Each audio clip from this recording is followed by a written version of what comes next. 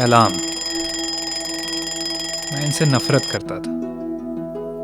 Alarm की घंटी से सिर्फ मेरी नींद नहीं, मेरे सपने भी टूट जाते थे। मुझे बचपन से लगता था कि मैं स्पेशल हूँ, बड़ा होके कुछ अलग करूँगा, अपने पापा की तरह ये बोरिंग 9 to 5 जॉब नहीं।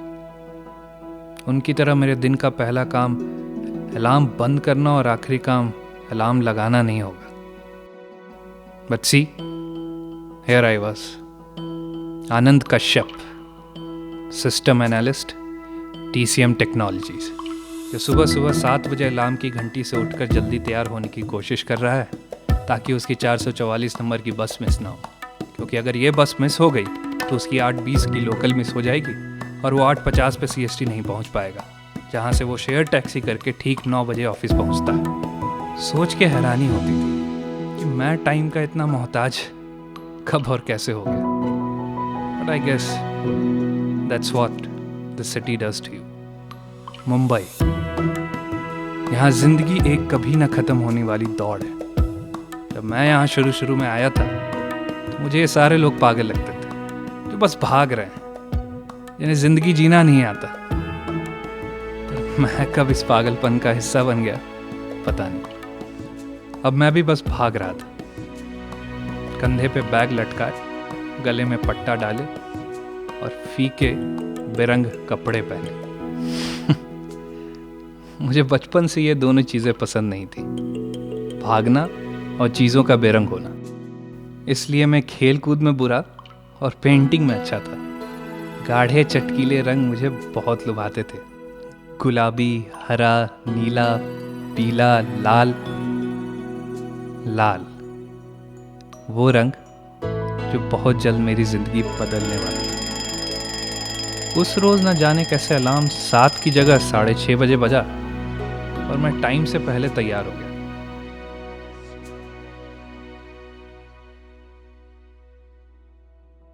मैंने सोचा चलो इसी बहाने आज बिना दौड़े बस पकड़ लेंगे, और मैं अंगड़ाई लेता बस स्टॉप पहुंच गया।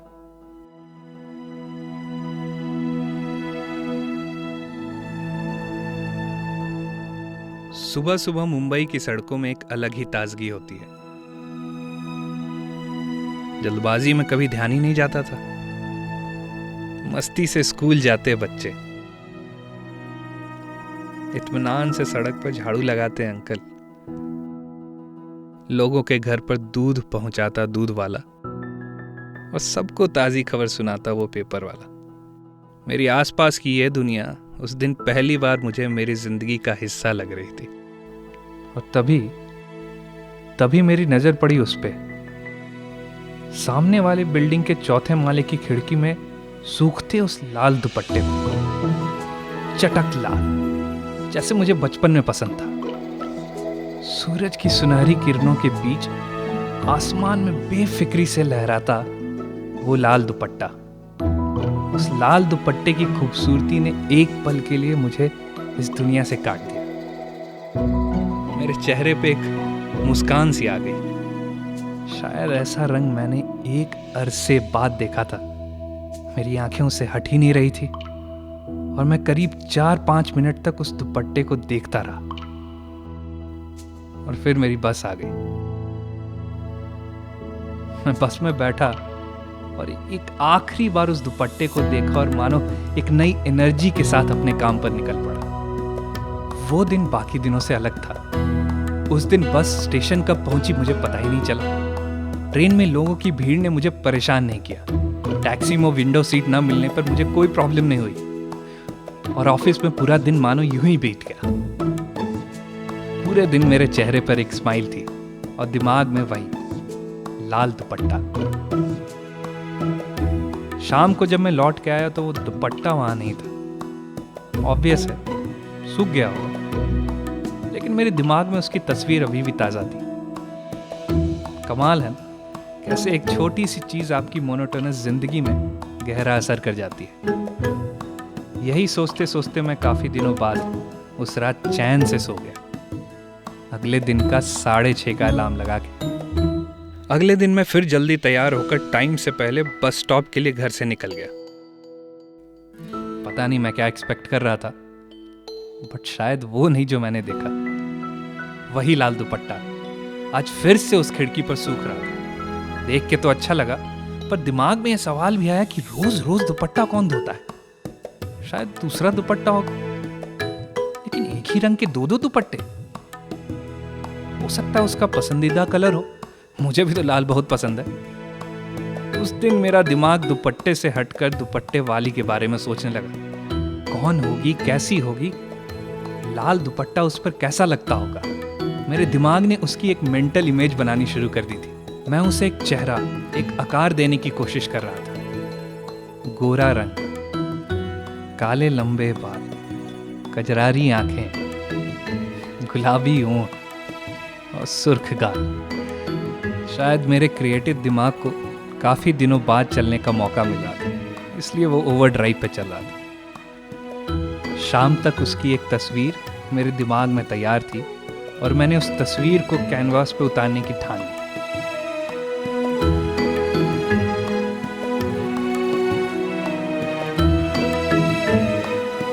सालों बाद ब्रश हाथों में लिया और शुरू हो गया।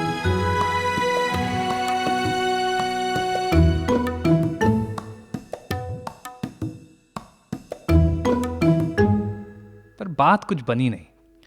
दिमाग में तो पिक्चर क्लियर थी, पर कैनवास पे पता नहीं क्या हुआ। सही कहते हैं, चीज़ों को इस्तेमाल ना करो तो उन पर जंग लग जाती है। मेरे दिमाग में भी शायद जंग लग गया था। अगले दिन मुंह लटकाए अपने क्रिएटिव माइंड का जनाजा लिए मैं दफ्तर को जा रहा था कि तभी मुझे फिर वो दुपट्टा वहीं सूखता नजर आया। लगातार तीसरे दिन। ये मामला कुछ समझ नहीं आया, लेकिन उस वक्त मेरा दिमाग किसी दूसरे ही चीज में बिजी था। उस दिन खिड़की पर सूखता हुआ दुपट्टा मुझे किसी पजल के मिसिंग पार्ट की तरह लग रहा था, जिससे आज कुछ क्लू मिलेगा और मैं वो तस्वीर जो कल बना नहीं पाया था आज बना लूंगा। कोशिश बस से ही चालू हो गई और पूरे दिन चलती रही। रात तक कुछ बात बनती नजर आई, लेकिन अभी भी कुछ मिसिंग था। मैं भगवान से ये मनाता सो गया कि कल थोड़ा और साथ दे देना। दुपट्टे के साथ साथ लड़की का चेहरा भी दिख जाए तो। खैर, चेहरा तो नहीं दिखा, पर दुपट्टा वहीं शान से लहरा रहा था। कमाल की लड़की, रोज उसी रंग का दुपट्टा पहनती है। लगता है कलाकार टाइप की है, गुलजार साहब की तरह, रोज सफेद कपड़े। या फिर कोई जीनियस स्टीव जॉब्स की तरह, वो भी तो सेम ही पहनता था। कहीं ऐसा तो नहीं कि उसका फैशन सेंस ही वियर्ड है? या फिर सुपर वुमन?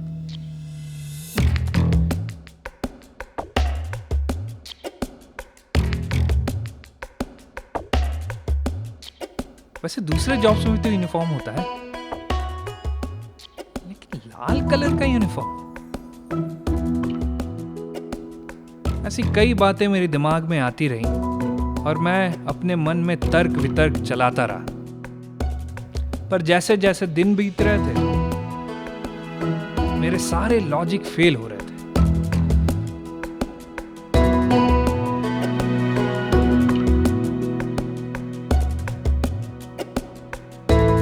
ऑफिस में काम भी ज्यादा था, इसलिए वीकेंड पे ऑफिस जाना पड़ रहा था और इस मामले की तह तक पहुंचने का टाइम ही नहीं मिल रहा था। रोज वही होता, दिन में दुपट्टा सूख रहा होता और शाम में नहीं। अजीब ऑब्सेशन है। पर खैर, ऑब्सेशन को इस वक्त मुझसे बेहतर कौन समझता। ना ही उसकी तस्वीर बन रही थी, ना ही उसके बारे में कुछ पता चल रहा था। रोज कोशिश करता था कि आज उसके बारे में कुछ तो और पता चले, पर खिड़की पर बस दुपट्टा ही होता, वो कभी नहीं। अब ये पजल मुझे इरिटेट करने लगा था। मन तो कर रहा था कि सीधे उसके घर में घुस जाऊं और मिल लूं उससे। वो जो भी है, जैसे भी है, जान लूं, उसे समझ लूं। पर ऐसे कैसे कोई किसी के घर में घुस जाए? कोई बहाना तो मिले। पर कहते हैं, अल्लाह मेहरबान तो गधा भी पहलवान। वही हुआ। एक दिन एक हवा का झोंका आया और वो दुपट्टा उस घर की खिड़की से उड़ता हुआ सीधा मेरे सामने आ गिरा। एक पल को तो मुझे विश्वास ही नहीं हुआ, पर फिर मैं सीधे उस दुपट्टे तक गया, उसे उठाया और दौड़ता हुआ बिल्डिंग के अंदर जा घुसा।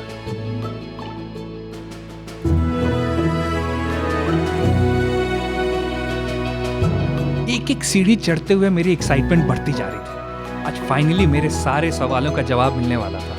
वो पजल जिसने मुझे 2 हफ्तों से परेशान कर रखा था आज सॉल्व होने वाला था। आज फाइनली मुझे उसका दीदार होने वाला था। मीनाक्षी अय्यर, ओह, साउथ इंडियन।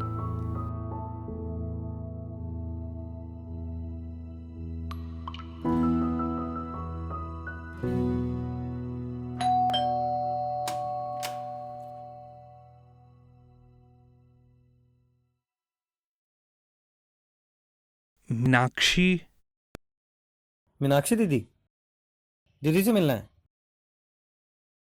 क्या नाम है आपका? आनंद। आनंद जी, आइए, मैं दीदी को बुला देता हूँ। आइए। दीदी, दीदी, दीदी, आपका कोई फ्रेंड आया है। आनंद।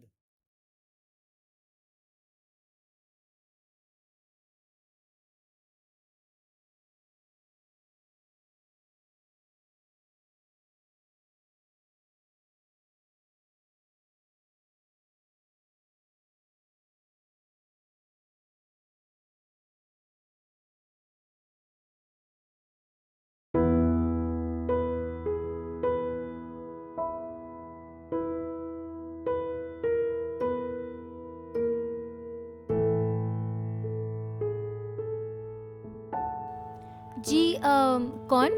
जी मैं आनंद। आप मुझे जानती नहीं हैं।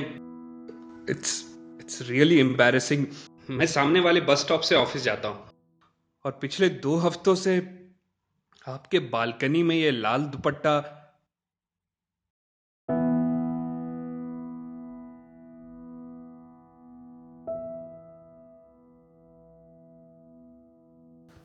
दुपट्टा? ये आपको कहाँ मिला? ये तो दीदी का है ना?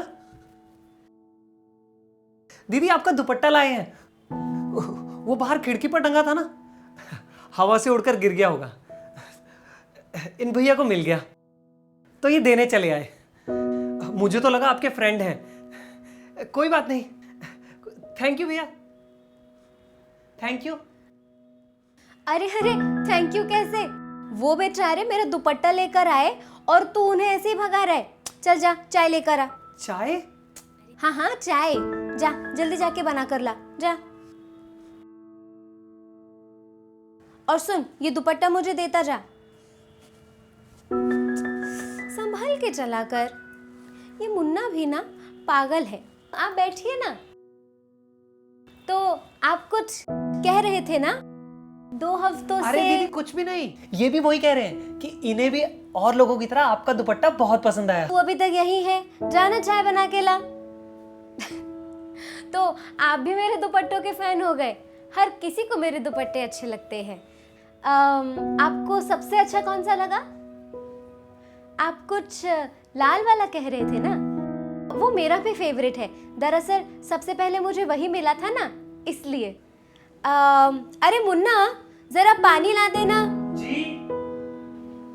वैसे तो मैं दुपट्टे लेती नहीं, क्योंकि आजकल लेता ही कौन है। पर अभी पिछले महीने मेरा बर्थडे था ना, तो मुझे एक दोस्त ने ये दुपट्टा गिफ्ट कर दिया, तो अगले दिन मैंने पहन लिया। अरे बाप रे, उसके बाद तो सब उस दुपट्टे के ऐसे फैन हुए कि पड़ोस वाली आंटी से लेकर दूध वाले भैया तक सबने बड़ी तारीफ की। अब तारीफ किसे अच्छी नहीं लगती, तो मैंने तो मुन्ना से कह दिया कि इसी कंपनी का यही दुपट्टा मुझे हर रंग में ला कर दे। आखिरकार variety is the spice of life, है ना? बड़ी मशक्कत हुई बेचारे को। कई दिनों से वो घूमता रहा इस मार्केट से उस मार्केट दुपट्टों के पीछे। 2 ही हफ्ते पहले उसे दुपट्टों का एक पूरा सेट मिला, जिसमें हर रंग का दुपट्टा है। लाल, हरा, नीला, पीला। दीदी पानी।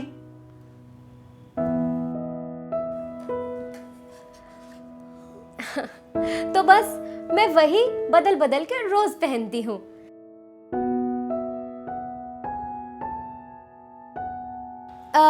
कल कौन सा पहना था मैंने? हरा था ना? हाँ, हरा। अरे आप वही खड़े हैं, आप बैठते क्यों नहीं? आइए ना, बैठिए।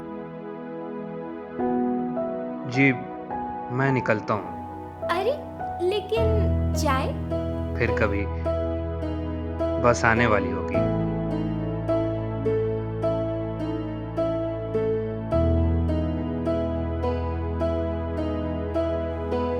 वैसे आपके दुपट्टे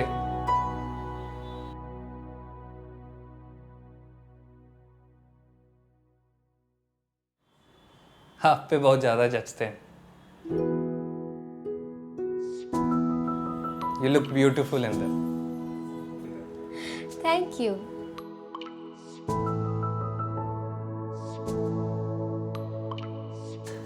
दीदी glass. Happiness is a state of mind, कई बार सुना था, पर दिमाग का अलार्म आज बजा।